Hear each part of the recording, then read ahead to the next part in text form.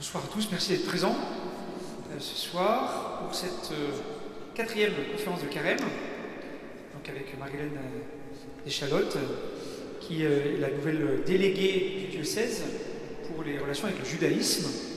Elle va nous en dire davantage. On en parlait tout à l'heure, mais on a une petite pensée bien sûr pour le père Michel Remaud, qui est décédé suite Covid avec une infection nosocomiale, semble-t-il, qui était un père de Chavagne, qui était un spécialiste mondialement célèbre et reconnu pour ses études. Il a vécu presque 40 ans à Jérusalem, pour ses études sur le judaïsme et les liens entre l'Église catholique et le judaïsme. C'était un homme passionnant, passionné. Il a écrit beaucoup de livres, heureusement, pour nous laisser toutes ses études, toutes ses recherches sur le lien entre le judaïsme et puis la foi chrétienne, la foi catholique. Donc une petite pensée pour Michel. Voilà, ce soir, pendant cette conférence, une petite pensée aussi pour le père Olivier Gagné, qui était le prédécesseur de Marie-Hélène, qui est donc à Port-Bourgenais, le père Olivier qui a quelques problèmes de santé, et donc il est très heureux de cette soirée, qui puisse avoir lieu à la cathédrale, et donc il est de cœur et de pensée avec nous pour cette conférence, donc de Carême sur les racines juives de la messe. Voilà. Donc Marie-Hélène, merci beaucoup d'être venue ce soir jusqu'à nous pour nous en parler. Et puis donc il y aura un temps de conférence d'environ 45 minutes, et puis à peu près un quart d'heure éventuellement de questions-réponses. Donc il ne faudra pas hésiter, si besoin, à les noter pour les poser à la fin. Voilà.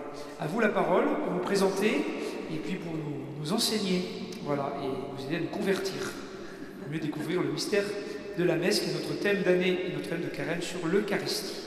Merci Marie-Hélène. Merci beaucoup. Donc je vous remercie beaucoup, Monsieur Bérubino, de m'accueillir dans cette magnifique cathédrale. C'est impressionnant d'être là. Et donc pour vous parler des racines juives de la messe. Alors, donc je me présente très rapidement. J'ai étudié le judaïsme à Jérusalem, et dont j'ai eu le père Michel Remaud comme professeur, entre autres.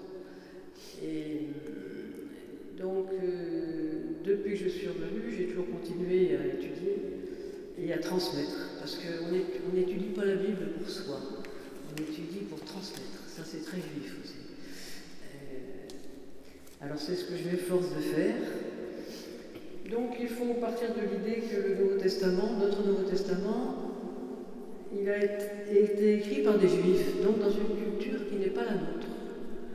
Et on devrait être beaucoup plus surpris qu'on ne l'est par certains passages du Nouveau Testament qui sont difficiles à expliquer si on ne passe pas par la tradition juive d'interprétation qui s'appelle le Midrash. Midrash est un mot hébreu qui veut dire la recherche, un verbe qui veut dire chercher. Alors, très rapidement, je vous parle quand même des petits livrets que j'ai écrits, vous pourrez les trouver à la fin, tout à l'heure. Il y a 5 petits livrets qui prétendent répondre à quelques questions. Donc, ils sont écrits dans l'esprit du Midrash, justement. Hypocrites des pharisiens, point d'interrogation. Qui sont les Juifs dans l'évangile de Jean? Ça, c'est très mystérieux, hein, il y a beaucoup d'écrits là-dessus. Donc, là aussi, il y a une étude. Le troisième, c'est « Mais où est passé Nathanaël ?» Nathanaël, c'est un personnage tout à fait passionnant qui apparaît dans le premier chapitre de l'Évangile de Jean et dans le dernier. Et entre les deux, on ne sait pas très bien ce qu'il a fait.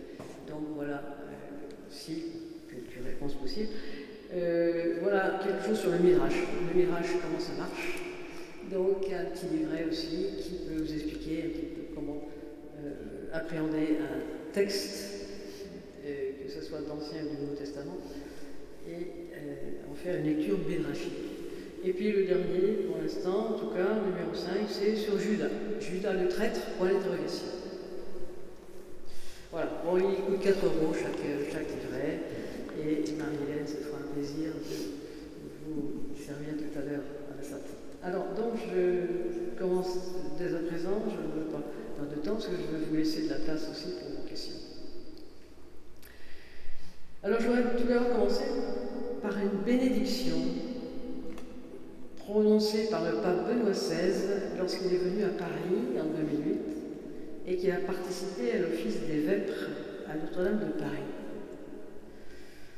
Béni soit Dieu qui nous donne la grâce de lui faire l'hommage de notre prière vespérale pour lui rendre la louange qu'il mérite avec les paroles que la liturgie de l'Église a héritées de la liturgie synagogale pratiquée par le Christ et par ses premiers disciples.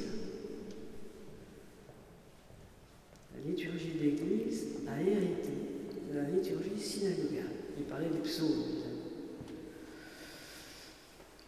Alors, bien sûr, les psaumes sont un des héritages de la liturgie, mais pas le seul. Alors, commencer par une bénédiction, ce n'est pas anodin parce que la prière de bénédiction, c'est vraiment un héritage du judaïsme. C'est même la prière juive par excellence. Un juif pratiquant, on dit en tout cas, qu'il prononce 100 bénédictions par jour. 100 bénédictions, 100 comme les 100 piliers du temple de Jérusalem. Les colonnes du temple, il y en avait 100. Alors bénir, c'est une façon de conscientiser un acte ordinaire de la vie. Et en se souvenant que Dieu y est pour quelque chose. Par exemple, un exemple tout simple. Si je mange un fruit, par exemple, ben je vais remercier Dieu avant de le manger. Je vais le remercier d'avoir fait pousser pour moi ce fruit, pour que je puisse le manger. On dit même que si je le mange sans penser à faire la bénédiction, c'est comme si je le volais, parce qu'il appartient à Dieu. Tant que je n'ai pas fait la bénédiction pour le manger, il appartient à Dieu. C'est lui qui l'a fait pousser. À partir du moment où j'ai fait la bénédiction, alors d'accord, il m'appartient, je peux le manger. Vous voyez, truc tout bête de la vie de tous les jours. Alors des choses comme ça, des bénédictions comme ça, on peut en trouver une centaine tous les jours si on veut. Alors, il se trouve que beaucoup de rites de la messe proviennent de la culture juive, qui était celle de tous les acteurs du Nouveau Testament. Vous savez bien que Jésus était juif, Marie était juive, les 12 apôtres étaient juifs. Donc, c'était vraiment leur culture. Et un rite ne remplit sa fonction ministérielle que s'il est exécuté avec clarté et s'il est parfaitement signifiant, si les gens savent ce que ça veut dire. Et aujourd'hui, beaucoup de chrétiens qui pensent qu'on pourrait supprimer les rites de la messe. J'ai entendu ça l'année dernière dans ma paroisse, en tout cas, à l'occasion des discussions autour du synode. Là. Quelqu'un disait « Ah, il faudrait supprimer les rites ». Je crois que c'est parce que, en fait, on a perdu la signification. Et à partir du moment où on ne sait plus ce que ça veut dire, effectivement, on n'aurait plus qu'à supprimer. Alors ce soir, on va voir ensemble quelques-uns de ces rites avec leur signification précisément. Bon, à l'origine et jusqu'à peu près au IVe siècle, la messe, c'est un repas juif. Et Jésus a respecté les rites liturgiques propres au repas juif du Shabbat, sabbat, mais je dis Shabbat, si vous permettez. Le Shabbat, donc le rite de la Pâque et les autres repas rituels propres aux assemblées chez les Juifs. À partir du IVe siècle, alors, il y a eu des emprunts à la culture gréco-romaine, mais sans abolir les rites juifs. La dernière scène vécue par le Seigneur était-elle le repas pascal? Rien n'est moins sûr. Si on suit la lecture de l'évangile de Jean, ce n'est pas le repas pascal, puisque Jésus est mort le vendredi après-midi, à l'heure où les agneaux étaient sacrifiés dans le temple, pour manger la Pâque le soir. Donc la scène n'était pas le repas pascal. Le repas pascal il a lieu le vendredi soir, hein, puisque ce Shabbat était un grand jour, dit-on, puisque cette année-là, la Pâque tombait le soir du Shabbat. Si cette dernière scène n'était pas le repas pascal, donc, eh bien, elle a quand même eu lieu dans l'ambiance de la Pâque, ça c'est sûr, puisque c'est une fête qui dure 8 jours et qui célèbre la libération de l'esclavage d'Égypte. Car de même que les Hébreux ont franchi la mer Rouge pour passer de l'esclavage d'Égypte à la liberté, Jésus a franchi la mort pour nous faire passer de l'esclavage du péché à la liberté des enfants de Dieu. Alors le Seder de Pâques, le Seder c'est le nom du repas de la Pâque. Le Seder c'est un mot hébreu qui veut dire l'ordre, parce que ça se déroule suivant un ordre très précis. Donc le Seder de Pâques c'est une commémoration de cette libération de l'esclavage. C'est-à-dire que c'est une actualisation d'événements. Ce n'est pas simplement se rappeler que ça a eu lieu, c'est l'actualiser. C'est-à-dire que chaque personne qui vit le Seder se considère comme étant elle-même sortie d'Égypte, ayant vécu une libération. Alors le Seder, j'ai eu la chance moi, de vivre un Seder dans une famille juive à Jérusalem. Alors c'était extraordinaire parce que c'est très long, hein. On avait commencé à 7h du soir, on a fini à 1h du matin. On était peut-être 20 ou 25, beaucoup de jeunes autour de la table, et tout le monde chante, et c'est très joyeux. Tout est en hébreu, mais on a tous un petit livret, je vous en ai apporté un ici, une Haggadah de Pâques, c'est-à-dire un récit. Haggadah, ça veut dire le récit du Seder, donc de la libération d'Égypte. Et c'est chanté, beaucoup de passages sont chantés. Et à la fin, chacun est interpellé justement à actualiser dans sa vie personnelle cette libération qu'il vient de célébrer. Et c'est très beau parce qu'on fait un petit tour de table et chacun peut dire voilà, moi, j'ai du mal parce que je fume trop, par exemple. Je fume trop, je voudrais bien me libérer de ça. Enfin, bon, j'ai essayé, mais j'ai pas réussi. Bon, là, je vais tâcher d'y arriver. Ou bien, moi, je passe trop de temps sur mes écrans. Et donc, je voudrais aussi pouvoir me libérer de ça. Oui, une actualisation de la libération qui est commémorée au soir de la Pâque. Donc, la messe, c'est aussi une commémoration, évidemment, hein, et le lieu d'une actualisation, celle de la mort et de la résurrection de Jésus, et celle de la libération de l'esclavage du péché.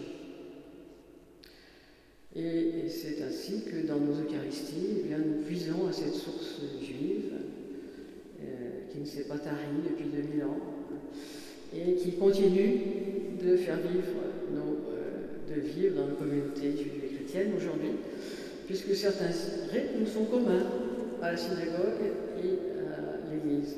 On va voir quelques-uns justement de ces rites communs. Alors la messe dominicale, eh bien, la messe, elle commence par la liturgie de la parole, avec plusieurs lectures puisées dans la Bible. À l'époque de Jésus, la lecture de la Torah, c'est-à-dire les 5 premiers livres, qu'on appelle le Pentateuque, la lecture se répartissait sur 3 années. Aujourd'hui, c'est sur 1 année. Donc les passages lus à la synagogue sont plus longs. Chez nous, la répartition se fait sur 3 années, A, B, C, comme vous savez. Alors notre première lecture, nous, elle est en général puisée dans l'Ancien Testament, avec le psaume. La seconde lecture est souvent dans Saint Paul, Et la troisième, c'est l'Évangile. Puis le prêtre fait une homélie à partir des textes. Et bien, nous retrouvons le même déroulement à la synagogue, le jour du Shabbat, où est lu tout d'abord la paracha de la semaine, ce qu'on appelle la paracha de la semaine, c'est-à-dire le passage extrait du Pentateuque, lu en continu. Hein. On ne choisit pas, on ne trie pas, hein, on fait vraiment une lecture continue. Suivi de la Haftara, c'est-à-dire c'est un passage qui est extrait des prophètes et qui résonne avec le passage qui a été lu dans la Torah. Et puis ensuite, l'officiant, il fait aussi une homélie à partir des textes. Alors, l'officiant de la synagogue, ce n'est pas forcément un rabbin. Ce n'est pas pour autant n'importe qui, parce qu'il faut pouvoir lire dans le rouleau et quantiser, en plus, le texte en hébreu. Et le texte en hébreu, il n'est pas vocalisé. C'est-à-dire qu'il n'y a pas les voyelles, il n'y a que les consonnes. L'hébreu, c'est une langue consonantique, n'est-ce pas, comme beaucoup de langues orientales. Donc, il faut, et puis c'est pas ponctué non plus. Donc ça veut dire qu'il faut quand même une grande habitude pour pouvoir lire et quantiser le texte. Il y a normalement à Shabbat 7 lecteurs. Alors, 7 lecteurs qui se lèvent, qui viennent de l'assemblée, qui se mettent à côté du lecteur, mais qui ne lisent pas eux-mêmes. Mais c'est un honneur pour eux d'être invités à lire la Torah. Alors, ils disent la bénédiction au début, après le lecteur lit le passage, et puis ils lisent la bénédiction à la fin, et puis ils retournent à leur place. Et là, on les félicite beaucoup, on leur serre la main, on est content pour la personne qui a été appelée à la Torah.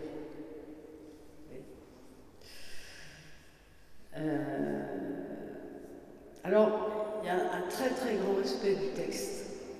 Ça, c'est intéressant de voir. Il y a un très grand respect du texte, c'est-à-dire que celui qui lit dans le rouleau, il peut se tromper éventuellement, ça peut arriver. Hein. Alors, donc, il y a de chaque côté 2 assesseurs. 2 personnes qui ont un livre comme celui-là, cette fois-là, avec les voyelles. Il n'a pas simplement les consonnes, comme dans le rouleau qui est là, vous pouvez regarder tout à l'heure si vous voulez le rouleau, mais il y a les voyelles, c'est-à-dire les petits traits et les petits points qui sont autour. Et par conséquent, si jamais le lecteur se trompe, on l'arrête et il doit recommencer sa phrase. Il recommence pas tout depuis le début, n'exagérons rien, mais il doit recommencer la phrase. Parce qu'on n'écorche pas la parole de Dieu. Je fais une parenthèse là, mais ça veut dire aussi que le jeune garçon ou la jeune fille qui, quand ils font leur bar mitzvah ou bat mitzvah pour la fille, 12 ans pour la fille, 13 ans pour les garçons, eh bien ils ont un certain mérite parce qu'il faut qu'ils apprennent dans la Torah, dans le rouleau, le passage qu'ils vont lire. Qu'ils apprennent suffisamment d'hébreu, en tout cas, pour pouvoir lire, parce qu'ils doivent le lire en hébreu. Et le quantiser. Alors, ils ne lisent pas toute la paracha, ce serait trop long, mais ils lisent un extrait. Et c'est pas fait. Et non seulement ils lisent un extrait, mais c'est eux qui font l'homélie. C'est l'enfant qui fait sa bar mitzvah, le garçon, ou la fille, eh bien, va faire le. Alors, il n'y en a pas 25 non plus qui font la bar mitzvah le même jour. Hein. Ça veut dire qu'il y en a un par un. Mais ça veut dire que c'est un travail pour eux très important, quand même. Et puis, un travail de réflexion aussi. Parce que il y a des drachas, c'est-à-dire des homélies qui sont magnifiques, hein, qui sont publiées des fois, qui demandent aux jeunes véritablement une réflexion, qui fait en général avec son rabbin ou avec ses parents, mais en tout cas, qui travail de réflexion. Et aussi que normalement il fait sa bar mitzvah, l'enfant fait sa bar mitzvah, quand on lit dans le texte, dans la paracha, est la même que celle qui était lue le jour de sa naissance. Vous voyez? C'est intéressant parce qu'on part de l'idée que ce texte qui était lu lorsqu'il est né l'accompagne toute sa vie. C'est intéressant parce que rien n'empêcherait qu'on s'attache, nous, chrétiens, à ce genre de choses. Rien n'empêche que si vous avez une naissance dans votre famille, de voir ce jour-là, voyons, qu'est-ce qui était lu à la messe du jour. Et puis de dire, voilà, ce texte-là sera peut-être, t'accompagnera toute ta vie. Donc ça vaut peut-être le coup de le travailler davantage, ce texte-là, à cause de ça. Il y a des idées à prendre comme ça, oui.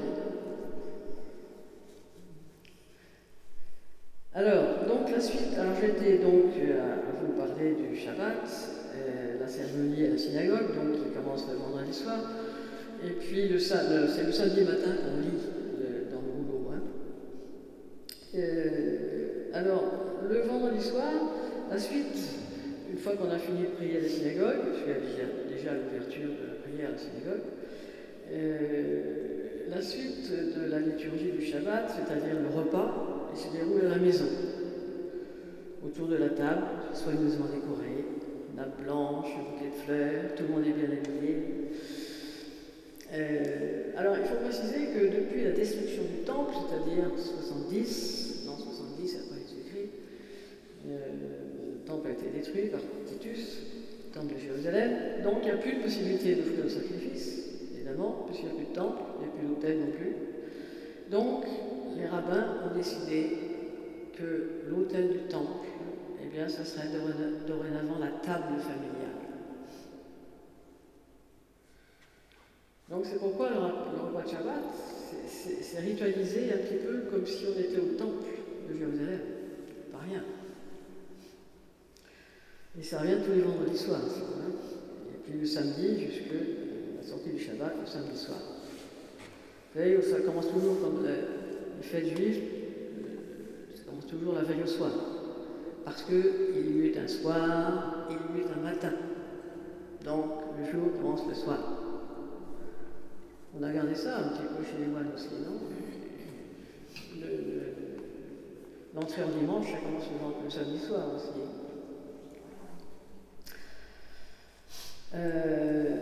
Donc, la liturgie domestique, elle commence par l'allumage de 2 bougies en prononçant une bénédiction, évidemment. Et ce rite est effectué par la maîtresse de maison. Alors, il y a pourquoi c'est la femme qui allume les bougies. Alors, il y a plusieurs interprétations, bien sûr. Je vais vous donner la plus jolie, quand même. On dit que la femme, c'est la lumière de la maison, la lumière du foyer. Donc, c'est elle qui allume les 2 bougies du Shabbat. À propos de lumière aussi, quand vous entrez dans une synagogue, eh bien, vous voyez une petite lumière rouge à côté de l'armoire qui contient les rouleaux de la Torah. On appelle ça le ner tamid, c'est-à-dire la lumière perpétuelle. Vous voyez le lien avec le tabernacle. À côté du tabernacle, il y a aussi une petite lumière rouge. Il y a aussi le rideau devant l'armoire à Torah, dans la synagogue. Il y a un rideau qui rappelle le rideau qui séparait le Saint des Saints au temple, Jérusalem, le temps où le temple existait. Et devant un tabernacle, il y a aussi le conopé, ça résonne avec le. C'est pas du hasard. Ça vient du judaïsme, tout ça. Alors, autour de la synagogue, revient au vendredi soir, après avoir chanté Shalom les reines, que vous connaissez. Le père de famille prononce la bénédiction sur ses enfants en leur posant la main sur la tête. Il dit une bénédiction, et puis ça se termine par que Dieu vous fasse semblable à Ephraïm et Manassé, pour un garçon. Et puis autrement, que Dieu vous fasse semblable à Rivka, Rachel et Léa, pour les filles. Rebecca, Rachel et Léa. Bon, là aussi, ce n'est pas une coutume chrétienne, mais reconnaissons que rien n'empêcherait que ça devienne. C'est bénir ses enfants en rentrant de la messe le dimanche midi, c'est plutôt sympathique. Et puis, donc, après la bénédiction sur les enfants, il y a une purification, il y a un rite de purification qui consiste à se laver les mains rituellement, c'est-à-dire avec un récipient réservé à ça, et avec un geste particulier aussi, en disant silencieusement une prière de bénédiction, c'est-à-dire le netilat yadayim, c'est-à-dire le lavement des mains. Alors c'est pas seulement un geste d'hygiène, de se laver les mains avant de manger. On fait ce rite sur les mains propres. Ça rappelle en fait un rite qui se faisait au temple. Ce sacrificateur, le prêtre qui faisait le sacrifice, faisait ce rituel-là. Dans les grandes occasions, c'est le maître de maison qui lave les mains des participants au repas. Il fait le tour de la table et il lave et il essuie les mains de tous les invités. Le prêtre, il accomplit également le rite du lavabo, n'est-ce pas? En faisant couler sur ses mains un peu d'eau et en disant silencieusement cette prière, la mémoire de l'effort Seigneur, avant d'entrer dans la liturgie de l'offrande et du sacrifice. Et bien que là aussi, ça résonne tout de même avec un rituel qui est pratiqué toujours aujourd'hui. Alors ensuite, le prêtre dit la bénédiction sur le pain et sur le vin, en reprenant presque les mêmes mots que le chef de famille juive aujourd'hui. Aujourd'hui, le juif pratiquant qui se met à table, il dit tu es béni, Seigneur Dieu, roi de l'univers, toi qui fais sortir le pain de la terre. Amotsilérem minaret. Le prêtre dit tu es béni, Seigneur de l'univers, toi qui nous donnes ce pain, tu es la terre, tu auras des hommes. Même chose pour le vin. Tu es béni, Seigneur, roi de l'univers, toi qui nous donnes ce vin, chéri de la terre, de l'homme. Ça résonne avec tu es béni, Seigneur notre Dieu, roi de l'univers, toi qui as créé le fruit de la vigne. Ça, c'est ce qu'on dit, c'est ce que le juif dit aujourd'hui, sur la table, le midi et le soir. Je voudrais parler de l'encensement aussi, parce que le prêtre, il encense le lectionnaire avant la lecture de l'évangile, puis au moment de l'offertoire, il encense les offrandes, puis la croix, puis l'autel, il fait le tour. Les officiants et l'assemblée sont également encensés, pour signifier qu'eux aussi sont des offrandes sacrées, puisque le prêtre rend présent le Christ et l'assemblée rend présente l'Église. Et tous deux offrent ensemble le sacrifice au Père. Alors l'emploi de l'encens, il était de mise évidemment à l'époque du Temple, où l'autel de l'encens était la dernière étape avant le Saint des Saints. Il signifie l'offrande de bonne odeur faite à Dieu. Nous avons dans le récit de l'évangile de Luc, un passage que vous connaissez bien, qui nous parle du prêtre Zacharie, qui, pendant qu'il offre l'encens, a la vision de l'ange Gabriel, qui vient lui annoncer qu'il sera bientôt le père d'un fils et appellera Jean. Et à l'extérieur, tout le monde s'inquiète parce qu'on ne le voit pas sortir. Derrière le rideau. Et quand il sort enfin, il est devenu muet. Et il va rester muet jusqu'à la naissance de son fils. Donc l'encensement, vous voyez, c'est pas anodin, c'est un moment solennel, et un moment qui peut même se révéler porteur de message. En tout cas, ça a été le cas pour Zacharie. Alors, il n'est pas pratiqué dans la liturgie juive domestique sous forme d'encens.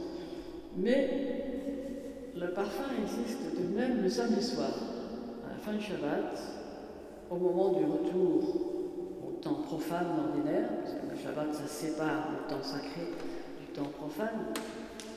Donc, le samedi soir, quand on retourne au temps profane, eh bien, on respire des épices qui sentent bon, pour garder encore un peu avec soi l'odeur du Shabbat, la bonne odeur du Shabbat, hein, ce temps béni et sanctifié qu'on vient de passer, où on a été en compagnie de Dieu. Alors je voudrais parler maintenant de la communion. Donc la communion, elle se fait après la consécration, et on a gardé dans l'Église la tradition du pain azime, et on a bien fait d'ailleurs, parce que c'est vraiment celui de la Pâque juive. Le premier jour des azimes, les disciples s'approchèrent de Jésus et lui dirent « Où veux-tu que nous te préparions de quoi manger la Pâque ?» Un extrait de l'Évangile de Matthieu. Pendant les 8 jours de la Pâque, les Juifs pratiquants ne consomment que du pain azime. On fait disparaître des maisons tout ce qui peut ressembler à une miette de pain. Tout ce qui contient du levain. Pas seulement le pain, mais aussi la bière, par exemple, ou le whisky. Partout où il y a des choses de fermentation, et bien, il faut disparaître tout ça des maisons. Purifiez-vous du vieux levain, dira saint Paul, n'est-ce pas? Donc il connaissait sa tradition. On appelle ça la chasse au Hametz. Hametz, c'est tout ce qui n'est pas caché, c'est tout ce qui contient du levain, précisément. Donc, pendant 8 jours, on supprime tout ça. Donc, c'est bien du pain azime, en effet, que Jésus a utilisé pour célébrer la première Eucharistie.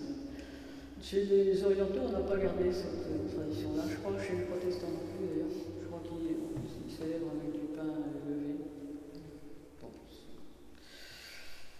En tout cas, chez nous, c'est du pain azime et c'est très bien. Le vin, c'est également un produit hautement liturgique, hein, dans les deux traditions. Et la soirée du Seder, d'ailleurs, pendant la soirée du Seder, donc la célébration de la Pâque, on boit au minimum 4 petits verres de vin. Petits, je précise quand même, petits verres de vin. Au cours du récit, donc à certains moments, maintenant, voilà, c'est très ritualisé tout ça. Mais c'est pour dire que le vin, c'est un produit très liturgique. Je suis d'ailleurs parce que je ne veux pas trop prolonger. Alors, à ces rites, on peut ajouter aussi des prières. Les prières du Sanctus, par exemple, et puis du Notre Père, qui puisent leur source également dans la liturgie juive. Hein.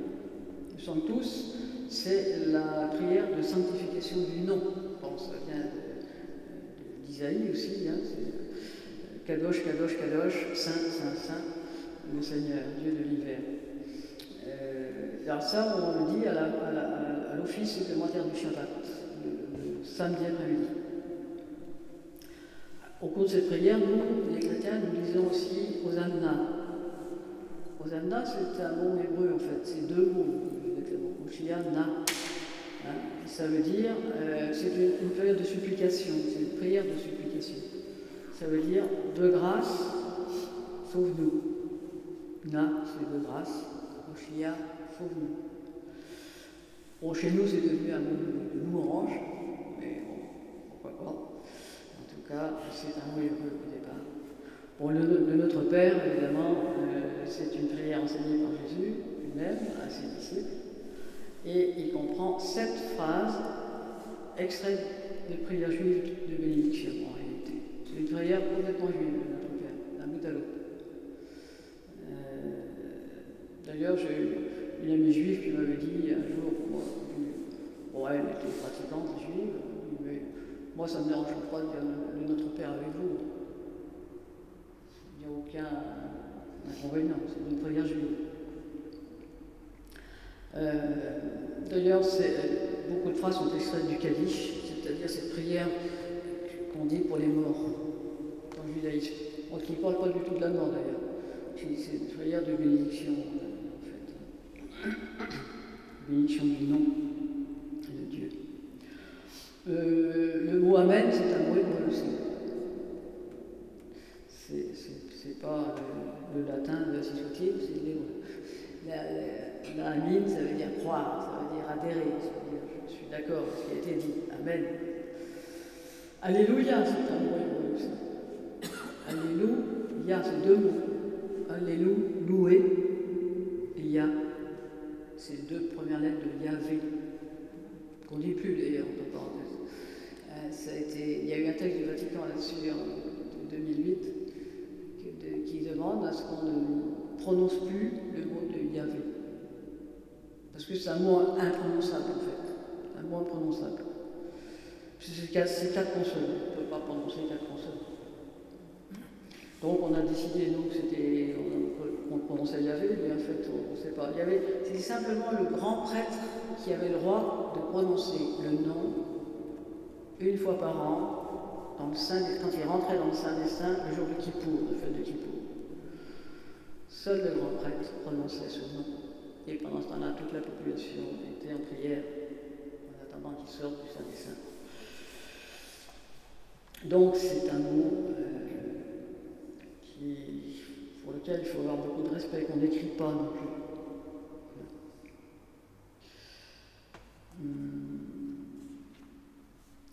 D'ailleurs, on peut remarquer que, en fait, dans une Eucharistie, on utilise les trois langues. Le grec, quand on dit Kyrie, par exemple, le grec, Kyrie eleison. Le latin, bien sûr, credo, gloria. Et puis l'hébreu, donc, comme on vient de voir, il y a quand même pas mal de mots hébreux. Et que c'était en fait les trois langues qui étaient inscrites sur la pancarte qu'on a mise au-dessus de Jésus sur la croix. Pilate avait fait rédiger un écriteau, n'est-ce pas? L'écriteau était rédigé en hébreu, en grec et en latin.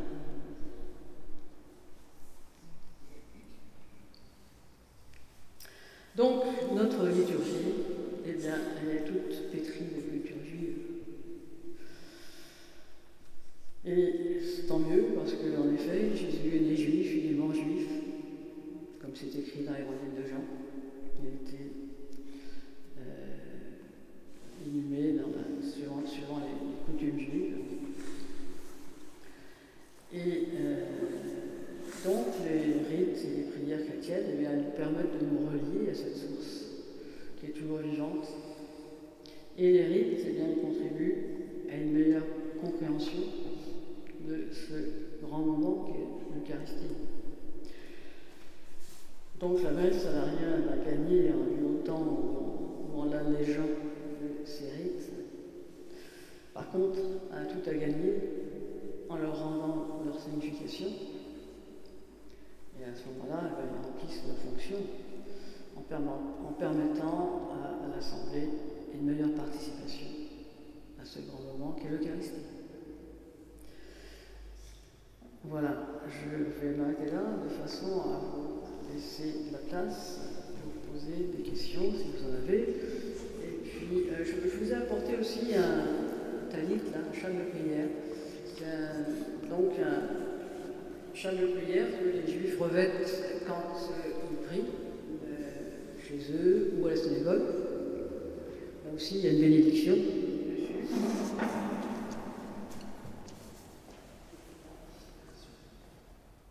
Voilà. Ici, vous avez une bénédiction écrite. Donc, la personne lit avant de mettre, vous la lire si vous voulez. Barurata Adonai Eloheinu melech haolam asher kiddushanu b'mitzvotav v'tzivanu le'itatef b'tzitzit Donc c'est béni sois-tu Seigneur, roi du monde, qui nous a donné les commandements et nous a ordonné de nous envelopper des tzitzit. Alors tzitzit, c'est en fait, c'est ça, c'est ça. C'est aux quatre coins du talit, vous avez ça. Alors c'est encore autre chose que les phylactères, c'est les tzitzit. Les phylactères, c'est les boîtes qu'on a sur le front et puis les courroies. Alors, on sait que Jésus portait le talit. Et comment sait-on que Jésus portait le talit? Ben parce qu'il y a un texte dans l'Évangile de Luc qui nous raconte qu'il y a une femme qui avait des pertes de sang depuis 12 ans, et puis qui disait « Ah, si seulement je pouvais toucher les franges de son manteau. » Ben, c'est ça, les franges. C'est ça. Et parce que chaque frange, là, c'est des petites, c'est des grandes. Il y en a à chaque coin. Et vous voyez, il y a 4 nœuds dessus, et c'est noué d'une certaine façon, c'est fait très rituellement, ça aussi. Et ça représente les 4 mots, les 4 lettres du tétragramme. Donc ça rappelle Dieu, si vous voulez. C'est une façon de porter. S'il porte ça, c'est pour se souvenir là aussi que Dieu est présent. Et que par conséquent, dans sa vie de tous les jours, alors, il y en a qui portent le talit, ce qu'on appelle le talit katane, c'est le petit talit, sous leur chemise. On voit d'ailleurs, quelquefois sur les cartes postales, vous voyez ça, les juifs portaient. Alors ils ont des tzitzit qui sortent là, comme ça, sous leur chemise, parce qu'ils portent le petit talit. Alors ça, c'est le grand talit. Voilà. Puis voilà en haut, donc la Torah.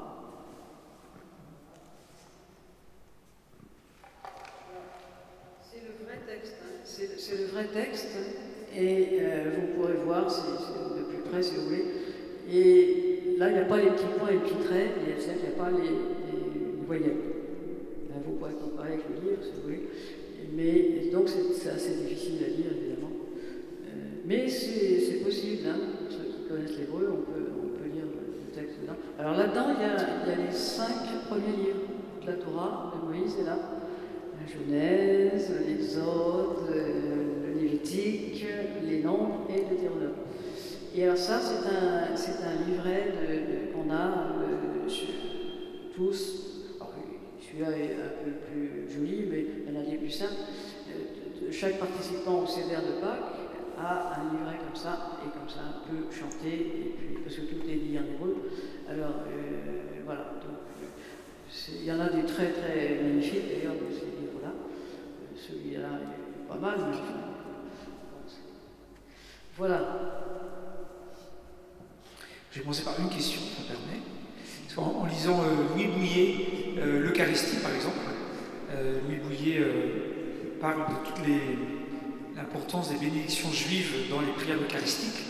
Et j'ai une question, je me souviens plus trop. Donc, quelle prière eucharistique dans les 4 majeures qu'on prend au choix à la messe, laquelle est la plus juive, entre guillemets, qui a le plus de racines juives dans ses mots, dans son expression? Oui, je ne veux pas prendre le risque de me tromper. Je l'ai su, mais je ne veux pas vous. Je ne sais pas. Je sais qu'il y en a une, effectivement, qui est plus proche. Mais. C'est pas la 3e. Je me demande, oui, c'est pas la 3e, effectivement, je crois, mais je ne peux pas l'affirmer. Je sais qu'il y en a une qui est plus proche. Oui. Alors, est-ce qu'il y a des questions sur la racine juive de la messe? Vous êtes spécialiste de l'hébreu, pardon. Denis? Merci. Quel est le sens de l'absence de voyelles dans les textes? Il y a des textes avec voyelles et sans voyelles. Qu'est-ce que ça veut dire? Ça veut dire que les textes à l'origine, ils sont écrits dans un hébreu consonantique, qui est le cas dans les langues sémitiques. Hein, les langues sémitiques sont des langues où il y a dans l'écrit que les consonnes. Les voyelles, elles ont été rajoutée au 8e siècle par les massorettes, ce qu'on appelle les massorettes, les sages, donc, qui ont décidé que ça avait telle signification. Mais c'est vrai aussi que c'est extraordinaire parce que quand il n'y a pas les voyelles, un mot peut être lu différemment suivant les voyelles qu'on y met. Et c'est pour ça que les discussions sont infinies sur le sens. Parce que si je mets telle voyelle, je vais dire tel mot, si j'en mets une autre, ça va signifier autre chose. Donc, dans le texte de la Torah, ça peut donner des interprétations à l'infini, puisqu'on étudie toujours en fonction du texte d'origine. Je crois que d'ailleurs pour le grec c'était la même chose au départ. Le grec, quand nous on a reçu donc, le Nouveau Testament en grec, hein, malheureusement on n'a pas d'original en hébreu. Bon, peut-être qu'on en trouvera un jour, on n'en sait rien, mais enfin pour l'instant c'est pas le cas. Et donc c'est pour ça que quand on retourne à cette source-là, on a des possibilités d'interprétation incroyables. Et c'est pour ça que le texte il sera interprétable à l'infini. Jusqu'à la fin des temps, on pourra interpréter dans le rouleau de la Torah. Et c'est pour ça aussi que les Juifs y travaillent et qu'on ne pourra jamais faire dire qu'on a fait le tour. Jamais. Mais on peut dire la même chose aussi dans le Nouveau Testament, qui lui qu'on lit en français, ou en grec, mais en tout cas, on peut dire la même chose parce que on n'enferme pas la parole de Dieu. Dieu est infini, et donc sa parole est infinie. Alors, bon, je ne peux pas vous dire mieux, c'est la culture sémitique qui veut que les langues soient consonantiques. Et donc, les voyelles, ben, c'est des détails qu'on rajoute, parce que pour s'exprimer oralement, il y en a besoin de voyelles, mais pour lire, eh ben, les consonnes doivent suffire. D'ailleurs, c'est vrai dans l'hébreu d'aujourd'hui, hein, quand vous achetez le journal à Tel Aviv, vous lisez un journal où il n'y a pas de voyelles. Donc, il faut plutôt être entraîné pour lire l'hébreu moderne, parce que c'est pas comme eux. Oui. En fait, c'est comme un début, à chaque fois, il faut deviner les voyelles qui peuvent être. Il y a un monsieur qui a une question à votre réponse.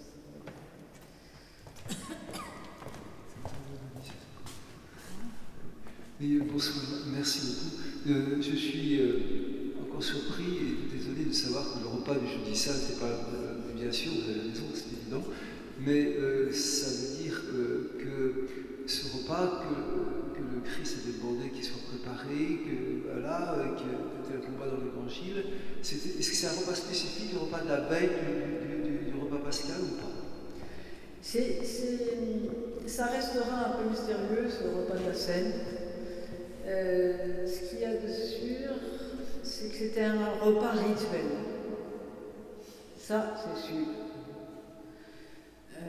Donc, avec un déroulement précis qu'on ne connaît pas, puis on n'a pas beaucoup d'éléments pour en parler. Mais en tout cas, ce qu'il y a de sûr, c'est que ce n'était pas un repas ordinaire. Il y avait une disposition aussi autour de la table qui était certainement aussi à prendre en compte. On sait que le disciple que Jésus aimait, celui qui n'a pas de nom, était donc probablement assis à sa droite.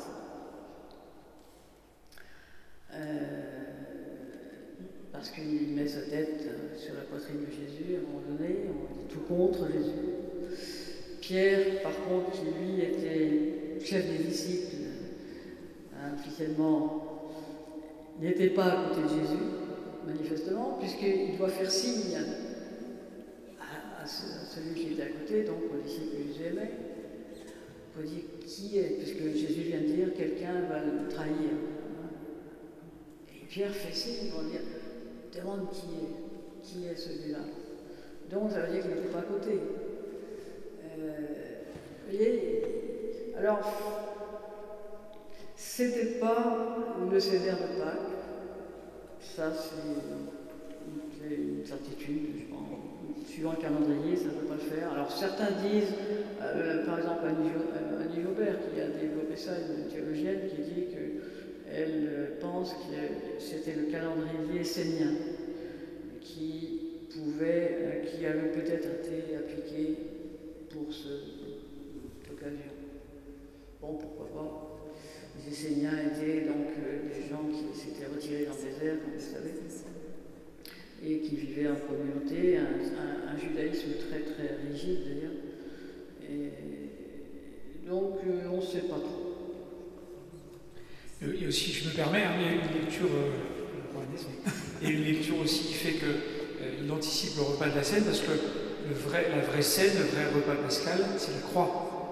C'est là où il se donne. Et c'est ça qui donne sens à la dernière scène. Donc il y a une suite aussi logique. Bien sûr. Alors Agnès. Non, j'avais deux questions. Tout à l'heure, vous avez fait le parallèle entre le respect dû à la parole de Dieu, à la Torah, et avec le tabernacle, et la présence réelle dans le tabernacle. Ça veut dire que pour les Juifs, la Torah, c'est Dieu qui est là, comme pour nous. Absolument. Et l'autre question, c'est, tout à l'heure, vous avez parlé de la synagogue. La liturgie juive, elle se fait en famille, donc la communauté, c'est la famille. Et du coup, à la synagogue, c'est quoi? Oui, si, la synagogue est importante. La synagogue, c'est le lieu de rassemblement de la communauté juive. Hein, et autrement, la suite de la synagogue, c'est la famille. Avec la table familiale qui est devenue, comme je vous disais, l'autel du temple, l'évocation en tout cas de l'autel qui n'existe plus, il n'y a plus de temple. Donc les rabbins ont décidé que la table familiale c'était devenu l'autel du temple. Alors donc c'est une liturgie domestique qui est très très très belle d'ailleurs. Mais la synagogue a toute sa place bien sûr pour la liturgie commune, comme l'église ici, où on se réunit pour la messe. Donc, oui, le vendredi soir, on va d'abord à la synagogue. Il y a plus d'hommes que de femmes à la synagogue. La femme n'est pas tenue à la prière synagogale, si vous voulez. C'est le travail de l'homme. La femme a autre chose à faire, entre guillemets. Elle n'est pas interdite, elle peut aller à la synagogue. Mais la femme, elle a toute l'organisation du Shabbat, et Dieu sait si c'est pas simple. Parce qu'à partir du mercredi, tout est en fonction du Shabbat. Donc jusqu'au vendredi midi, le vendredi début d'après-midi, tout doit être prêt. Jusqu'au samedi soir, parce qu'après elle ne fait plus rien. Elle ne va plus faire la cuisine, tout est prêt. Et ça va rester sur des plaques chauffantes de façon à ce que, voilà, et qu'il n'y ait plus du tout de travail à faire. Ça, c'est le repos, là, pour le coup. Mais c'est un repos bien mérité parce qu'elle a bien travaillé avant. C'est tout de même pas simple. Mais si vous voyez, donc la synagogue, les hommes vont à la prière à la synagogue. Et puis pendant ce temps-là, il y a les derniers préparatifs à la maison, maintenant, mais ça y est, le plus gros est fait, bien sûr. Et puis le lendemain, elle peut aller à la synagogue si elle veut, prier, il n'y a aucun problème. Je me permets juste une petite réflexion par rapport à ce que vous dites, parce qu'on dit les racines juives de la messe, mais le judaïsme synagogal n'est pas vraiment le judaïsme du temps de Jésus. Parce que le judaïsme rabbinique synagogal a été mis en place ensuite par les rabbins, les pharisiens, qui n'étaient pas le même que le judaïsme du temple du temps de Jésus. Alors, bien sûr, mais encore qu'on n'en sait rien, on va dire.